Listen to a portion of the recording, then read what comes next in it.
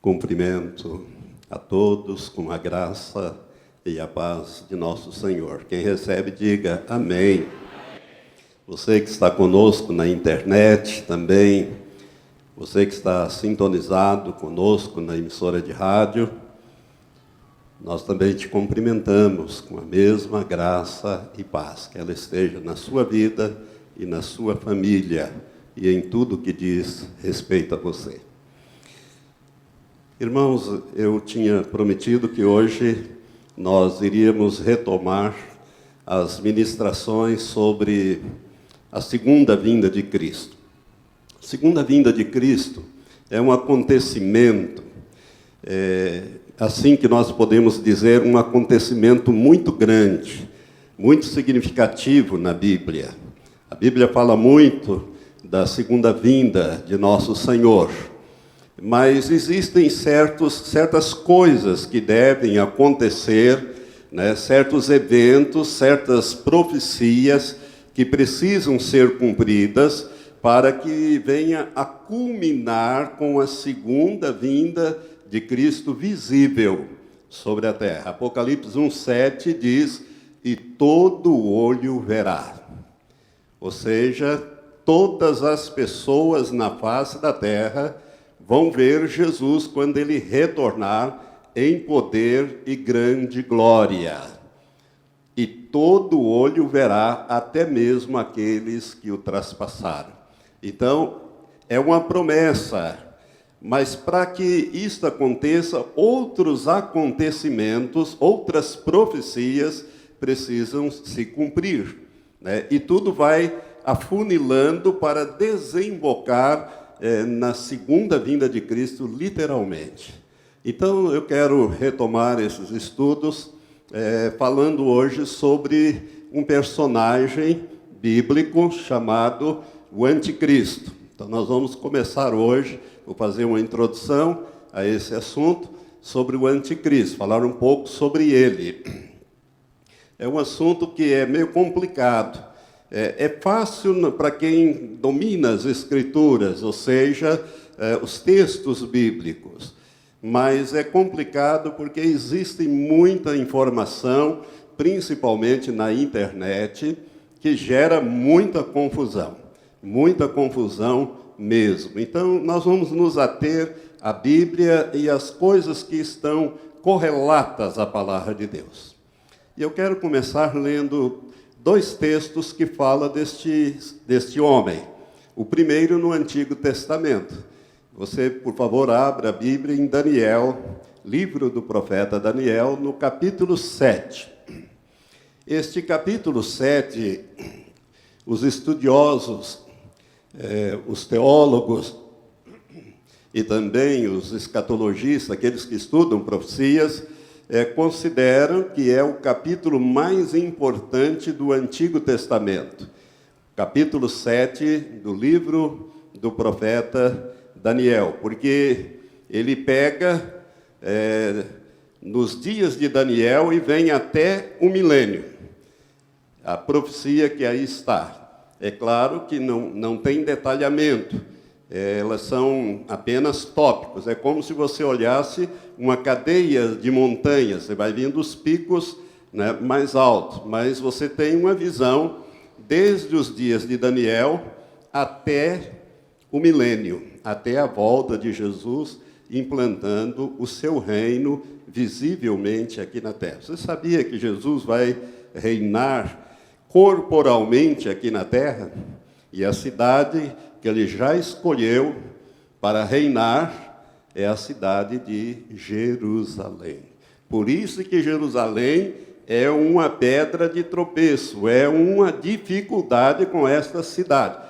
Todos querem Jerusalém, porque Jerusalém é a cidade do grande rei. Amém? Então vamos começar a ler Daniel. Na medida em que eu for lendo, eu vou dando pequenas explicações só para você se situar dentro desses contextos aqui. São bichos meio estranhos aqui, umas figuras parecem mitológicas, então a gente vai explicando alguns significados. Diz assim, No primeiro ano de Belsazar, rei de Babilônia, Daniel então estava cativo na Babilônia. Nessa época, ele era uma espécie de primeiro-ministro do reino. Ele estava à frente de governo. Então, no primeiro ano de Belsazar, que substituiu Nabucodonosor, rei da Babilônia, teve Daniel na sua cama um sonho e visões da sua cabeça. Então escreveu o sonho e relatou a suma das coisas. Falou Daniel e disse: eu estava olhando numa visão noturna e eis que os 4 ventos do céu agitavam o mar grande. Mar grande é o mar Mediterrâneo, onde todas as culturas antigas floresceram, né? Roma, Grécia, todas as grandes culturas que nós conhecemos floresceram em torno do mar Mediterrâneo. Por isso ele era conhecido como meio da terra, Mediterrâneo, uma palavra latina. Eles achavam que o Mediterrâneo estava no centro da terra, né? Não conheciam as Américas, enfim, não conheciam o que nós conhecemos hoje. Então, o grande mar, ou o mar grande aqui, é o Mediterrâneo. E 4 animais diferentes uns dos outros subiam do mar. O primeiro era como leão, e tinha asas de águia. Enquanto eu olhava, foram-lhe arrancadas as asas, e foi levantado da terra e posto em pé, e posto em 2 pés como um homem, e foi-lhe dado um coração de homem. Este símbolo aqui do leão é o império babilônico de Nabucodonosor. Nabucodonosor, ele teve uma experiência de conversão. Se você ler no livro de Daniel, os capítulos anteriores, você vai ver que Nabucodonosor se converteu. Eu creio que um dia nós vamos conhecer esse irmão lá no céu, né, que governou a Babilônia, que fez aqueles jardins suspensos, aquela coisa grandiosa nos seus dias. Então, aqui está representado pelo leão que tinha asas de águia, né? E enquanto estava olhando, as asas foram arrancadas. Houve uma transformação na vida de Nabucodonosor. Se você ler os capítulos 2, 3, 4, 5, você vai ver a transformação que houve na vida deste homem. Então, refere-se ao império da Babilônia.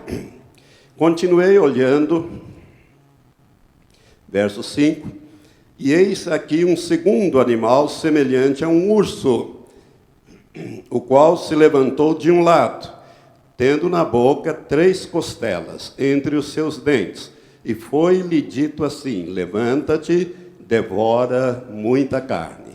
Este urso, que é um animal muito forte, maior do que um leão, ele foi o império Medo-Persa. O fato dele ter se levantado de um lado, primeiro se levantou a Média como potência, depois a Pérsia, e os 2 impérios se uniram. Então, essas 3 costelas são as primeiras conquistas deste império Medo-Persa, que são o Egito, a Líbia e a Babilônia, porque ele vem suceder a Babilônia. O Império Medo-Persa conquistou a Babilônia, que era tida como uma cidade impossível de ser conquistada.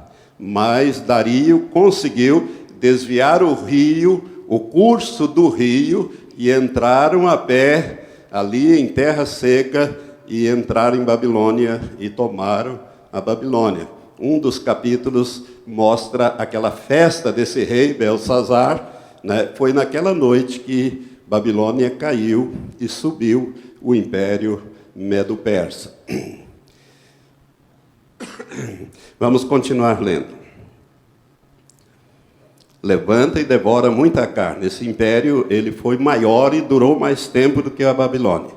Verso 6. Depois disso, continuei olhando, e eis aqui outro, semelhante a um leopardo, e tinha nas costas 4 asas de ave. Tinha também este animal 4 cabeças, e foi-lhe dado domínio. Aqui nós estamos diante do Império Grego-Macedônio. Aqui nós estamos diante desse império e do seu primeiro e mais importante rei, que foi Alexandre, o Grande, chamado Alexandre Magno. Alexandre, se você prestar atenção, é um leopardo. O leopardo é um dos animais mais velozes que existe. E ainda com asas, ele se torna ainda mais veloz. Alexandre conquistou o mundo inteiro, que era conhecido nos seus dias, em 12 anos. E morreu aos 32 anos, sem ter mais nada para conquistar. E ele chorava e dizia, não tem mais nada para ser conquistado. E entrou numa bebedeira e acabou morrendo com 32 anos de idade. Então, ele representa esse animal aqui, que é o leopardo, e o seu reino foi dividido em 4 partes, para os seus 4 generais. Por isso, 4 cabeças. Esse animal ele tem 4 cabeças. Então, cada general, né, pegou uma parte do reino de Alexandre. Não foi para os seus filhos acabaram sendo assassinados, mas esses generais, eles vão dominar todo o reino, todo o antigo império da Babilônia. E 2 deles vão estar conectados com a história de Israel, que é Seleuco e Antíoco, as dinastias Seleucica e dos Antíocos. São essas 2 dinastias, do norte e do sul de Israel. Depois disso, diz o verso 7, eu continuava olhando em visões noturnas, e eis aqui o 4º animal, terrível e espantoso e muito forte, o qual tinha grandes dentes de ferro, ele devorava e fazia em pedaços, e pisava aos pés o que sobejava. Era diferente de todos os animais que apareceram antes dele, e tinha 10 chifres. É interessante que este animal não tem nenhuma comparação na fauna. Ele não parece nem com leão, nem com urso, nem com leopardo. Não é descrito. Esse aqui é o Império Romano. Esse aqui é o Império Romano. O Império Romano foi um império completamente diferente dos que o antecederam. Inclusive o de Alexandre, que foi um império que conquistou o mundo inteiro. E então, o Império Romano, ele tinha uma política diferente, leis diferentes, tributos, enfim, ele era um império completamente diferente. E a Bíblia diz aqui que ele tinha grandes dentes de ferro. Ele era muito forte. E devorava e fazia em pedaços. E pisava aos pés o que sobejava. Era diferente de todos os animais que apareceram antes dele, e tinha 10 chifres. Observe esses 10 chifres que são mencionados aqui, que mais tarde nós vamos falar desses 10 chifres. Agora, continuando, verso 8. Eu considerava os chifres, e eis que entre eles subiu outro chifre, pequeno, diante do qual 3 dos primeiros chifres foram arrancados. E eis que neste chifre havia olhos como os de homem, e uma boca que falava grandes coisas. Esse pequeno chifre é a primeira menção na Bíblia do anticristo. Esse aqui é o anticristo. É um simbolismo do anticristo. Então, Daniel 7:8 é a primeira revelação que nós temos sobre o anticristo sendo descrito. Agora vamos um pouco mais para frente, o verso 19 em diante. Então tive desejo de conhecer a verdade a respeito do 4º animal, que era diferente de todos os outros, sobremodo terrível, com dentes de ferro e unhas de bronze, o qual devorava, fazia em pedaços e pisava aos pés o que sobejava. Dentes de ferro, unhas de bronze eram as legiões romanas. Nada conseguia vencer essas legiões romanas. As estratégias, as máquinas de guerra, era uma coisa fantástica. Até hoje se usa princípios dentro dos exércitos, coisas que foram criadas lá pelos romanos. Verso 20. E também a respeito dos 10 chifres que ele tinha na cabeça, e do outro que subiu, e diante do qual caíram 3, isto é, daquele chifre que tinha olhos, e uma boca que falava grandes coisas, e parecia ser mais robusto do que os seus companheiros. Enquanto eu olhava, eis que o mesmo chifre, o chifre pequeno, fazia guerra contra os santos e prevalecia contra eles. Irmãos, esse chifre pequeno, que é o anticristo, ele vai fazer guerra aos santos, ou seja, mas que santos são esses, pastor? Os santos que ficarem para trás no arrebatamento. A igreja que não se preparou, os santos que não se prepararam para o arrebatamento em santidade, em justiça e santidade, esses vão ficar para trás. Quando nós falarmos do arrebatamento, vou mostrar isso dentro da Bíblia. Em vários textos. Bem diferente do que muitas vezes é ensinado aí fora. De que uma vez nascido de novo, já estamos com o passaporte carimbado, o cartão de embarque, agora é só esperar o trem chegar, né? Ou o avião chegar. Não é bem assim, não. Esses santos ficaram para trás, e o anticristo vai fazer guerra a eles e vai vencê-los. Nós vamos ver isso dentro da Bíblia. Então, esses santos é a igreja que ficou para trás. A igreja, os santos que nasceram de novo, mas preferiram ficar como crentes carnais. Não deixaram o Espírito Santo limpá-los, moldá-los, transformá-los. Esses vão passar pela moenda do anticristo. E vão morrer como mártires. A Bíblia diz que eles serão decapitados. Por isso, meu irmão, nós estamos trazendo esses estudos para que você entenda o que a Bíblia fala e você se prepare para sair daqui. Amém? No arrebatamento. O arrebatamento vem antes de toda essa confusão aqui, né? O arrebatamento vem antes. E você poderá estar entre aqueles que serão chamados à presença de Deus no momento do arrebatamento. Basta que você leve a palavra de Deus a sério e o Deus da palavra a sério. E se prepare, porque nós estamos vivendo os dias finais. Olha lá aquele cartaz, Jesus está voltando. É tempo de santificar-se. Porque sem a santificação, ninguém verá o Senhor. Então vamos continuar aqui a leitura e esses pequenos comentários. Enquanto eu olhava, eis que o mesmo, verso 21, mesmo chifre fazia guerra contra os santos e prevalecia contra eles, até que veio o ancião de dias, e foi executado o juízo a favor dos santos do Altíssimo. Esse ancião de dias, se você olhar um pouco para trás, tem a visão, do verso 9 até o verso 14, tem a visão desse ancião de dias. Eu pulei esse trecho aqui, está falando do Pai, e está falando de Jesus, se você olhar ali. Mas, como eu quero tratar do anticristo, então eu saltei para ficar com os versos que fala desse personagem. E foi executado o juízo a favor dos santos do Altíssimo, e chegou o tempo em que os santos possuíram o reino.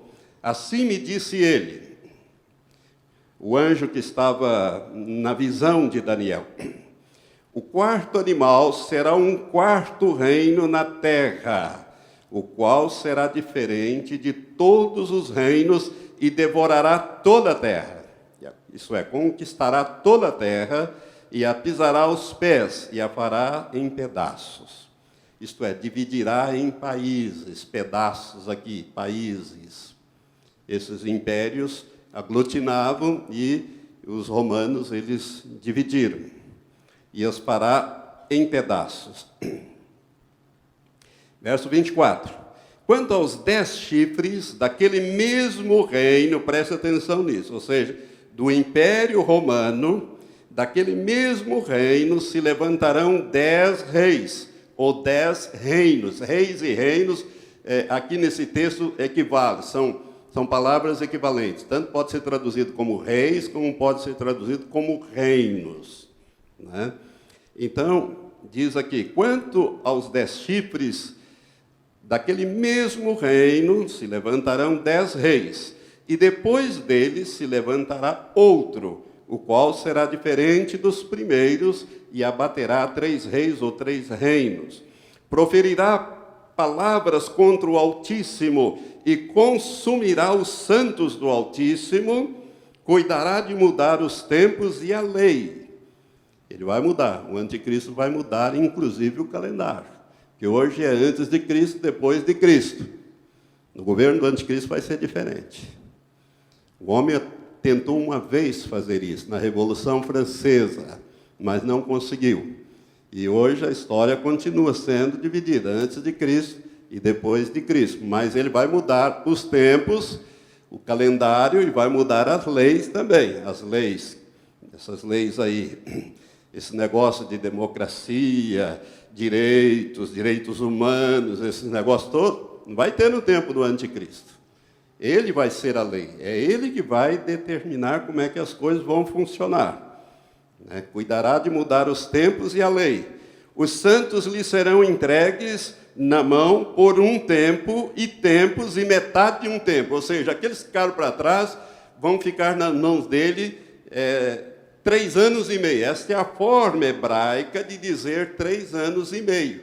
Um tempo é 1 ano, tempos, plural, 2 anos, e metade de um tempo, meio ano. 3 anos e meio, ou 42 meses. 3 anos e meio, ou 42 meses, ou 1.260 dias. É todo o mesmo tempo que a Bíblia está se referindo. Então, esses santos que ficaram para trás vão ficar na mão do anticristo, ele perseguindo essa gente, esses santos, durante 3 anos e meio. É o que a revelação está nos sendo dada aqui. Mas o tribunal, diz o verso 26, se assentará em juízo e lhe tirará o domínio para o destruir e para o desfazer até o fim.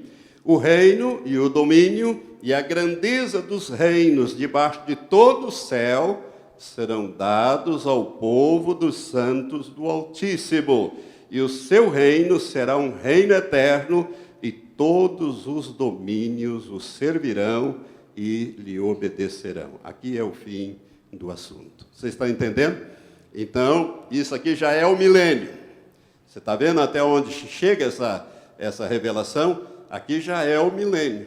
Ou seja, Deus intervém, Jesus intervém e estabelece o reino milenial dele aqui na terra. Agora, vamos lá no último livro da Bíblia, o livro do Apocalipse, que vai detalhar um pouco mais sobre esse personagem que nós encontramos aqui, as anotações feitas pelo profeta Daniel. Apocalipse 13, capítulo 13, nós vamos ler sobre a besta que subiu do mar e a besta que subiu da terra.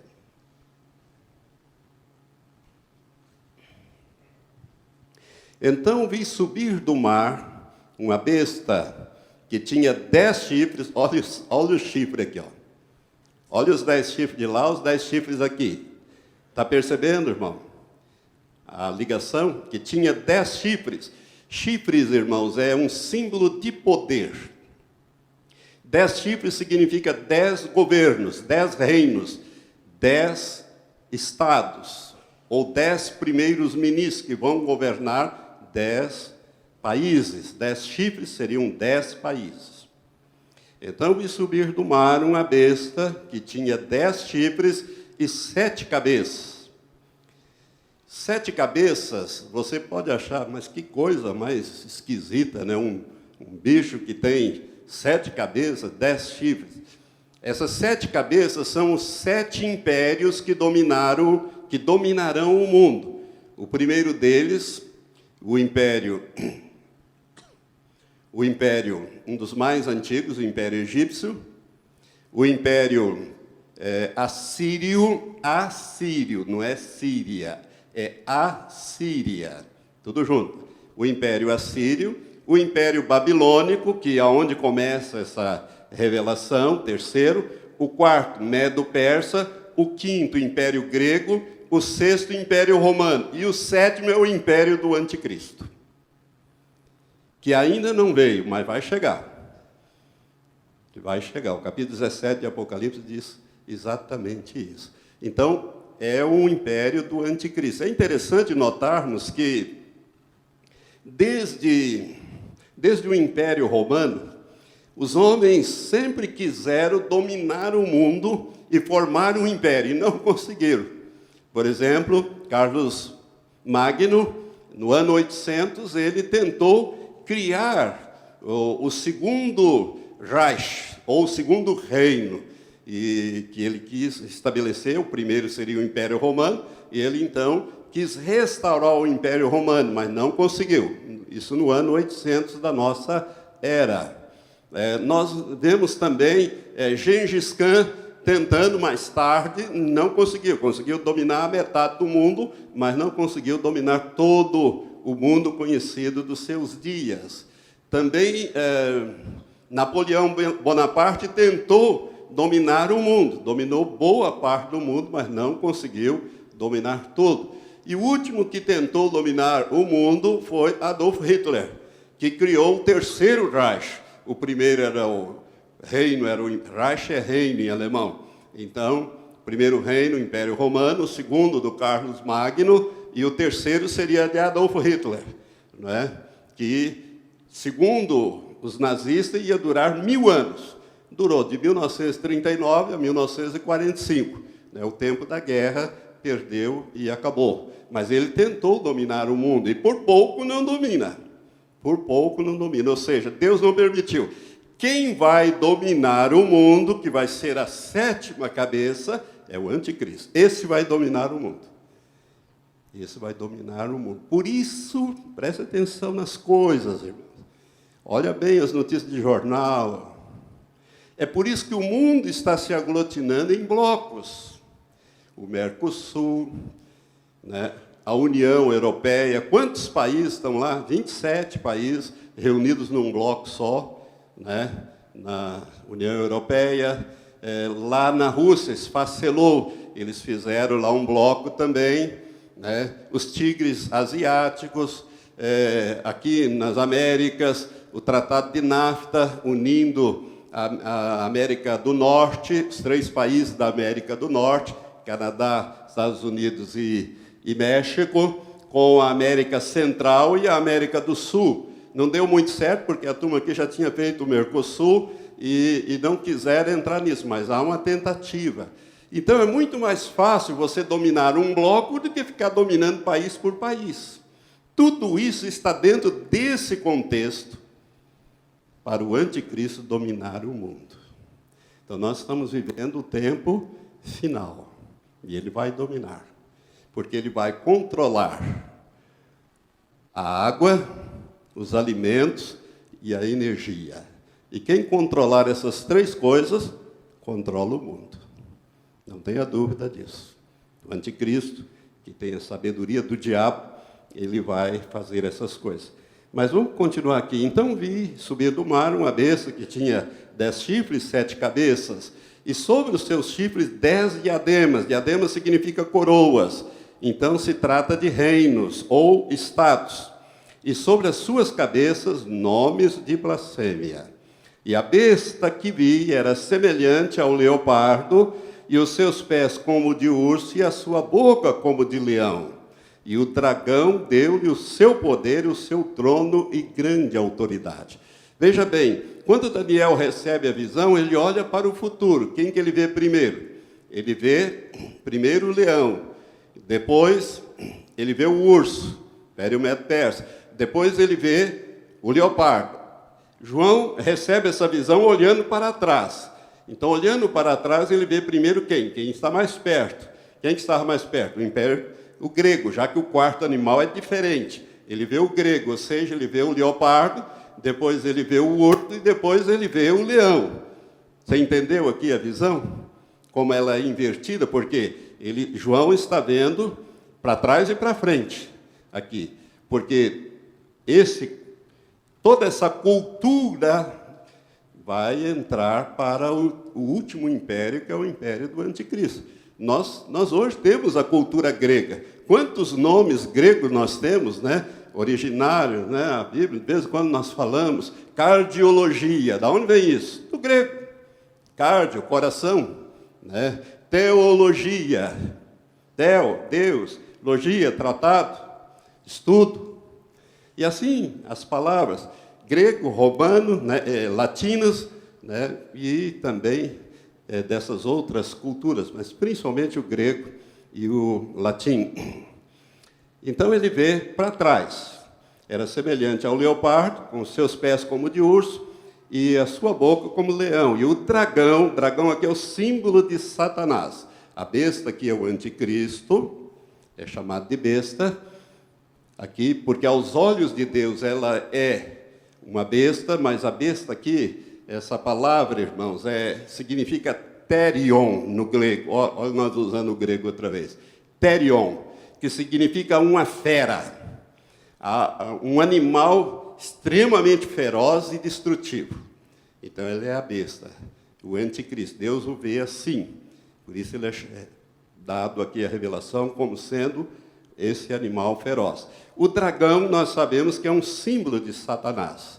O capítulo 12 desse Apocalipse fala que o dragão é a antiga serpente, Satanás, que engana todo mundo. E o dragão deu-lhe o seu poder, o seu trono e grande autoridade. Imagine um homem recebendo todo o poder que o diabo tem, o trono, o governo que o diabo tem. Quem é que governa a terra, irmão? É Deus ou o diabo? Jesus disse assim: eis que o príncipe deste mundo se aproxima, e dele nada há em mim. Quando ele estava para ser preso no Getsêmani. Como é que Jesus chama o diabo? De príncipe deste mundo. A Bíblia diz que o mundo jaz no maligno. Se Deus governasse a terra, o mundo não seria esse. Nós teríamos aí a aplicação pura e simples daqueles dois grandes mandamentos. Amarás ao Senhor teu Deus de todo o teu coração, de toda a tua alma e de todo o teu entendimento, todas as suas forças. E ao teu próximo amarás como a ti mesmo. Esse mundo seria uma maravilha no governo de Deus. E não essa desgraça que nós temos hoje. Você acha que tem algum governo justo que pratica a vontade de Deus na face da terra? Nenhum. Nunca teve e nem vai ter. Né? A não ser quando Jesus inaugurar o seu reino milenial. Por isso que a Bíblia diz que de Sião sairá a lei e de Jerusalém a palavra do Senhor. Vai mudar tudo. Isso no milênio. E nós vamos estar com Ele, hein? Nós vamos estar com Ele governando. Por isso vale a pena estudar a palavra de Deus. Quando você começa a entender as profecias, você fica maravilhado porque você se situa no tempo. Qual é o tempo que você está vivendo? Irmãos, não é à toa que eu ando dizendo há muitas vezes, nós somos a última geração. A geração que verá a consumação de todas estas coisas e que participará do arrebatamento e da instalação posteriormente do reino milenial de Jesus Cristo aqui na terra. Quantos digam amém? Louvado seja Deus. E o dragão deu-lhe o seu poder, o seu trono e grande autoridade. Também vi uma de suas cabeças, como se fora ferida de morte, mas a sua ferida mortal foi curada. Meu entendimento aqui é que essa cabeça aqui é o Império Romano, que foi ferido de morte, mas não morreu. Por quê? Sobreviveu através das leis, das práticas, dos costumes, né? A legislação, por exemplo, nosso Código Civil é todo baseado no direito romano, corpus juris civilis, ou seja, o corpo civil de leis, né? E assim é. E foi ferida de morte, mas a sua ferida mortal foi curada. Toda a terra se maravilhou seguindo a besta. Olha só o que essa escritura revela. As pessoas vão se maravilhar com o anticristo, porque ele trará a solução. essa encrenca de judeu e árabe, palestino, ele vai resolver isso aí. Não é Obama, nem Bush, nem essa gente que quer resolver esse negócio. Esse tratado aí não sai nunca, mas o anticristo vai resolver esse problema. Ele tem a sabedoria de Satanás e as estratégias para resolver isso aí. Por isso, toda a terra se maravilhará seguindo a besta. E cuidado, porque a igreja ainda vai estar aqui quando esse homem aparecer. Por isso, nós estamos estudando para você conhecer, e eu vou te dar uma chave desde já. Olha aqui para mim, vou te dar uma chave. O homem que estiver à frente de uma confederação de nações, no meu entendimento, na Europa, tem alguns que entendem diferente, mas eu depois vou abordar isso. Na Europa, e fizeram um tratado de proteção e paz com Israel para durar 7 anos, saiba que este homem é o anticristo. É o anticristo. Não tenha a menor dúvida. A igreja vai estar aqui, depois nós vamos ver isso também, né, e vai identificar esse personagem. Uma vez o Senhor me disse, me mostrou o anticristo num sonho, e me disse, esse é o anticristo, não tenha medo dele, ele não pode te tocar. Aleluia! Para você também, irmão. Isso que o Senhor falou comigo é a mesma coisa para você. Eu não sou melhor que você, não. Deus não faz acepção de pessoas, né? Para ele são todos filhos. Esse é o anticristo, o Senhor me disse. O Espírito Santo me disse isso. Não tenha medo dele. Ele não pode te tocar. Mas vamos prosseguir. Depois eu conto essa história para você, esse sonho.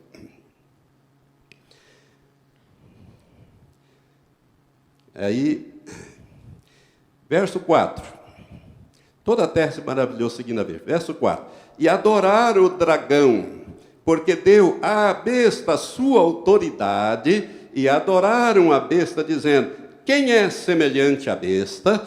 Quem poderá batalhar contra ela? É claro que eles não vão dizer exatamente quem é a besta. Ninguém vai chamar o anticristo de besta, mas a Bíblia chama e Deus sabe, e nós sabemos também, né? A Bíblia chama ele de fera, fera terrível. Esse é o sentido da palavra grega therion, que significa besta, aqui nesse texto. Então, e adorar o dragão. Irmãos, a coisa que sempre Satanás quis é ser adorado. Qual foi a proposta atrevida que ele fez para Jesus na tentação no deserto? Mostrou uma visão espiritual, ele mostrou todos os reinos, e aquela visão era produzida pelo diabo, não é pelo Espírito Santo, não. Ele mostrou a Jesus todos os reinos da terra, a glória e riqueza desses reinos, e disse, é meu, eu dou a quem eu quiser. Se tu, prostrado, me adorares, tudo isso te darei, porque é meu, e eu dou a quem eu quiser. O que o diabo estava propondo a Jesus? Glória, riqueza, fama, sem cruz. Sem cruz. Qual foi a resposta? Jesus disse, vai-te, Satanás, porque está escrito na palavra de Deus, somente ao Senhor teu Deus adorarás, e só a Ele servirás. Aí o diabo foi embora. Falou, achou que não ia ter, foi a terceira parte da tentação de Jesus no deserto. Então, irmãos, a coisa que mais Satanás sempre quis, Lúcifer, é ser adorado. Lá no capítulo 12 de Isaías, quando ele, o querubim, o que ele diz? Eu subirei, e acima das estrelas, isto é, os anjos, arcanjos, querubins, serafins, estabelecerei o meu trono e serei semelhante ao Altíssimo. Não mais do que Deus, porque é impossível ser mais do que Deus, mas ele quis ser semelhante, parecido, igual. Por isso ele fez a proposta. Por isso que se você quer riqueza, fama, glória aqui na terra, faça um trato com o diabo que ele te dá tudo isso. Essas grandes estrelas de rock que nós temos aí e tudo mais, fizeram esse tratado, ou esse trato, esse pacto. E o diabo deu essas coisas. Elvis Presley foi um deles. Elvis Presley, que é cantado até hoje, adorado e toda essa coisaiada aí. Quem disse isso foi o pastor Jimmy Swaggart, que era primo de Elvis Presley. Elvis Presley cantava no coral da Igreja Batista dos Estados Unidos. Aquela voz linda que ele tem, quando ele cantava baladas. São lindas as canções que ele cantava, porque a voz dele é muito bonita. Mas ele recebeu glória, fama, riqueza, mas recebeu também uma porção de demônios, que ele não queria, mas veio no pacote. Por isso que ele morreu com overdose. E Jimmy Swaggart, uma vez, numa pregação, ele conta esse episódio, logo depois que o Elvis morreu, ou um tempo depois, não me lembro bem.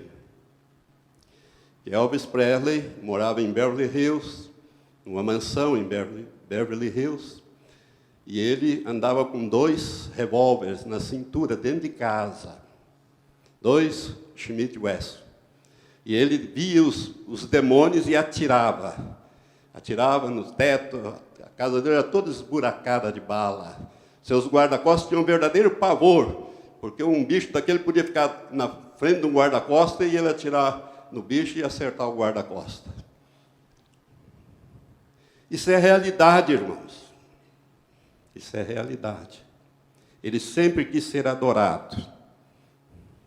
E adorar o dragão, porque deu à besta a sua autoridade, e adorar a besta, dizendo, quem é semelhante à besta?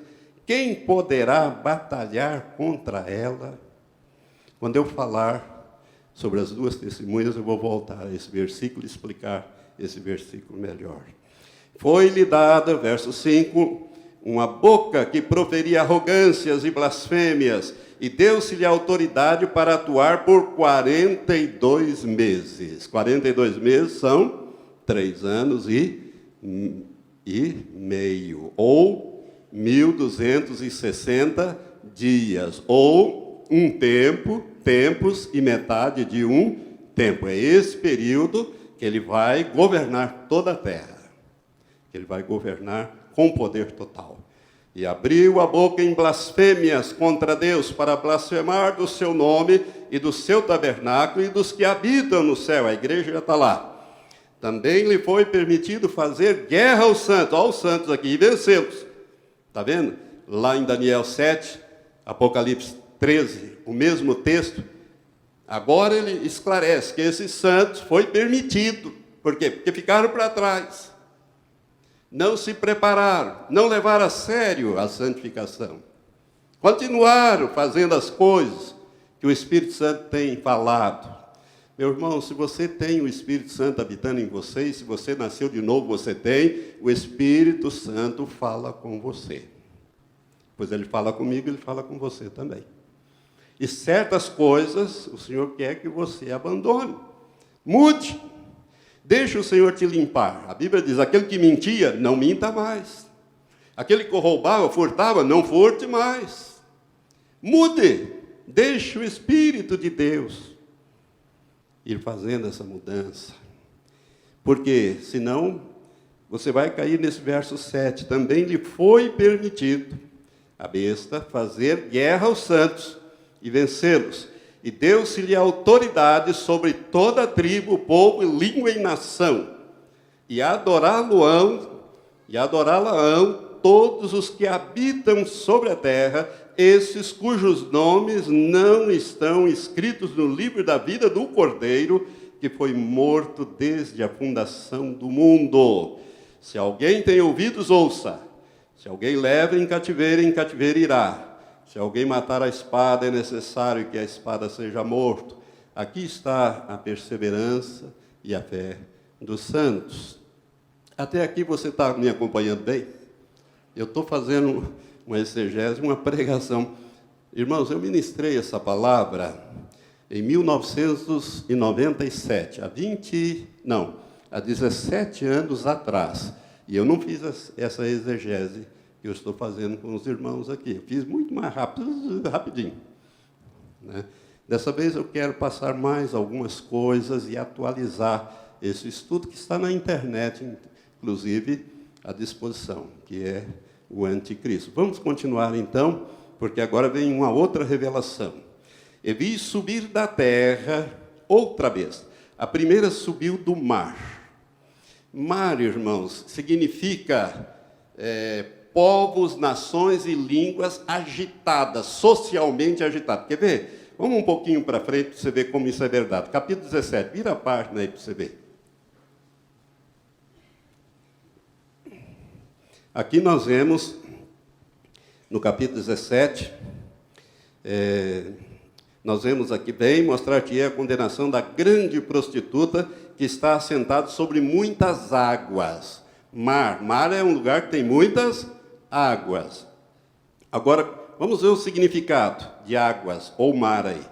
Versículo 15, o anjo vai interpretar para João. Disse-me ainda, as águas que viste onde se assenta a prostituta são povos, multidões, nações e línguas. Portanto, o anticristo ele sobe do mar Mediterrâneo, o mar grande, da onde vem esse animal, né, o Império Romano, restaurado aqui recentemente, começou em 1957, começou a se restaurar o antigo Império Romano através da Comunidade Europeia, né, da União Europeia, hoje União Europeia, começou em 1957 para cá, o Tratado de Roma, né, tinha 6 países inicialmente, e hoje já tem 27. Mas vem dessa situação, mar, que são povos, nações e línguas em convulsão, ou seja, atormentado. Como é que andam as coisas hoje? Como é que andam as coisas hoje na Europa, na África, nos Estados Unidos, na América? Como é que anda hoje as nações? Está tudo calmo, tranquilo, sossegado? Não, está tudo numa verdadeira convulsão. É dessa situação caótica, ainda vai piorar, porque ele tem que sair aí, né? Tudo isso aí está dentro do propósito de Deus, para vir esse personagem. Ele vem, então, dessa situação. Mas tem um outro aqui, o verso 11, que nós estávamos lendo. E vi subir da terra outra besta. Terra, então, é uma situação já firme. Mar é uma situação tumultuada, água, né? Conforme diz, nações, povos, língua, população da terra. Aqui já João vê na sequência, vi subir da terra outra besta, e tinha 2 chifres semelhantes a um cordeiro, e falava como dragão. É interessante que essa besta, ela tem 2 chifres, poder temporal, poder civil e poder religioso, espiritual. 2 chifres, poder temporal e poder religioso. Por isso que muitos pensam que o falso profeta é o Papa, ou o papado. Por quê? Porque ele é chefe de Estado, ele tem poder temporal, o Vaticano é um Estado, e tem poder religioso. Mas eu quero dizer para você que não é não. Mas depois a gente vai ver isso para frente. 2 chifres, semelhantes ao de um cordeiro. Essa besta aqui parece um cordeiro, mas falava como dragão, Satanás. Também exercia toda a autoridade da primeira besta na sua presença, e fazia que a terra e os que nela habitavam adorassem a primeira besta, cuja ferida mortal fora curada, e operava grandes sinais, de maneira que fazia até descer fogo do céu à terra à vista dos homens. E por meio dos sinais que lhe fora permitido fazer na presença da besta, enganava os que habitavam sobre a terra, e lhes dizia que fizesse uma imagem à besta que recebera a ferida da espada e vivia. Foi-lhe concedido também dar fôlego à imagem da besta, para que a imagem da besta falasse, e fizesse que fossem mortos todos os que não adorassem a imagem da besta. E fez que a todos, pequenos e grandes, pequenos aqui são crianças, adolescentes, pequenos e grandes, ricos e pobres, livres e escravos, lhe fosse posto um sinal na mão direita ou na fronte, na testa, para que ninguém pudesse comprar ou vender, senão aquele que tivesse o sinal, ou o nome da besta, ou o número do seu nome. Aqui há sabedoria. Aquele que tem entendimento, calcule o número da besta, porque é o número de um homem, e o seu número é 666. Aqui termina a revelação sobre o anticristo. Essa segunda besta aqui é o falso profeta. É o falso profeta. Irmãos, nós estamos aqui diante de uma trindade maligna, uma imitação da trindade divina. O dragão é o antideus. O anticristo, ou a besta que subiu do mar, é o anticristo. E a besta que subiu da terra é o anti-Espírito Santo. Observe que essa segunda besta é que opera grandes sinais e maravilhas, prodígios, descendo fogo do céu, fazendo coisas extraordinárias. É assim no ministério de Jesus? É. Quem é que operava o poder de Deus nos dias de Jesus? O Espírito Santo. O Espírito Santo que estava sobre ele. Quem é que opera o poder de Deus hoje através da vida da igreja? O Espírito Santo. Esse aqui é o anti-Espírito Santo, é o falso profeta. É o falso profeta, esse personagem aqui. Bom, feita essa pequena exegese, acabou o tempo. Eu não cheguei nem na introdução, eu queria introduzir mais coisas aqui, mas já acabou o tempo. Você conseguiu me acompanhar, meu irmão, desse texto? Porque a gente lê o texto, você não consegue, mas uma vez que ele vai debulhado, a coisa fica mais clara para nós. Agora que eu vou entrar sobre esse personagem. Mas o último versículo, só para encerrar, o último versículo diz assim, olha o verso que nós lemos aqui. Porque é o número de um homem. Aprenda isto, o anticristo é um homem. Diga assim, o anticristo é um homem. Ele não é uma mulher.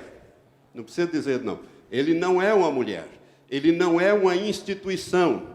Ele não é uma ideia. Ele não é nada disso. Ele não é um sistema político, religioso. O anticristo, a Bíblia diz que ele é um homem. É um homem específico para uma era específica, para um tempo específico. Ele aparece na história da humanidade, realiza uma obra determinada que está na Bíblia, que eu acabei de ler para vocês aqui, uma porção de coisa que ele vai fazer, e tem outras mais, né? Ele realiza, então, ele aparece na história do homem, da humanidade, realiza uma obra determinada e desaparece da história da humanidade. Então, ele é um homem que vem para que tempo? O tempo do fim. E esse homem já está na terra. E isso nós vamos falar na próxima quinta-feira, se Deus nos permitir. Então, irmão, nós vamos começar. Até agora eu só li os textos e fiz uma pequena introdução a esse texto para ficar mais claro, que aí quando eu falar alguma coisa, você já sabe do que eu estou falando, né? Do que nós estamos falando. Dessas cabeças, desses chifres, as cabeças são os impérios, né? As coroas, as 10, ali você tem que colocar na última cabeça, que é o império do anticristo, é o anticristo que vai ter esses 10 ali, né, com ele. Desses 10, 3 ele próprio elimina, né, ficam 7, ele passa a ser o 8º, capítulo 17, ele passa a ser o 8º rei, o 8º reino. Então tem uma série de coisas aqui que a gente tem que entender.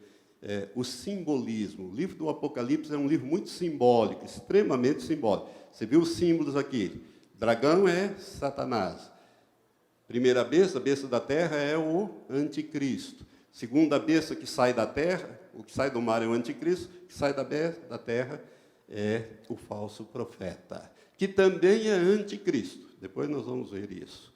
ele tem também porque se opõe a Cristo. Mas isso nós vamos falar, com a graça de Deus, na próxima quinta-feira. Vamos ficar em pé, vamos orar. Eu quero que você, meu amado, que não tem certeza da sua salvação, comece a pensar e dizer: Senhor, eu preciso ter essa certeza.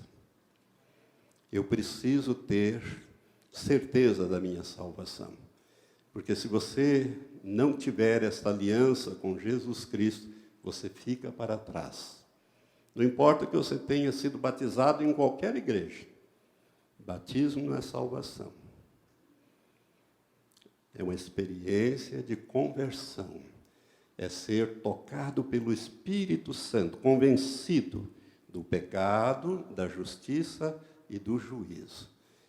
Se o Senhor me permitir, na próxima quinta-feira, eu vou fazer um parentezinho para falar alguma coisa sobre a necessidade que você tem de fazer uma aliança com Deus, através de Jesus Cristo. Se você ainda não fez, se você tem, de aperfeiçoar esta aliança, porque breve, muito breve, esse homem vai se manifestar na face da terra.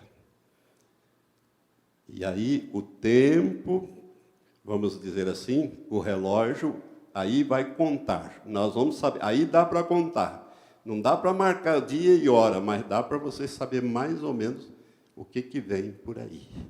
E aonde esse negócio vai chegar. Para mim, ele vai chegar naquele momento glorioso, quando Jesus vai dizer: Valtenir, chegou a hora, suba. E aí eu vou encontrar você também, todos nós vamos encontrar nosso Senhor nos ares, e assim estaremos para sempre com o Senhor. Amém? Senhor, graças te damos pelas Escrituras, Senhor, pelas profecias, as Escrituras proféticas, pela Tua palavra, porque ela verdadeiramente é lâmpada para os nossos pés, é luz para o nosso caminho. Ó Deus, quem conhece a Tua palavra, quem anda com Jesus, não anda em trevas. Graças te damos, Senhor, pelas Escrituras que podem ser entendidas nesse tempo do fim. Ó Pai, muito obrigado pelo privilégio também de vivermos esse tempo da consumação de todas as coisas.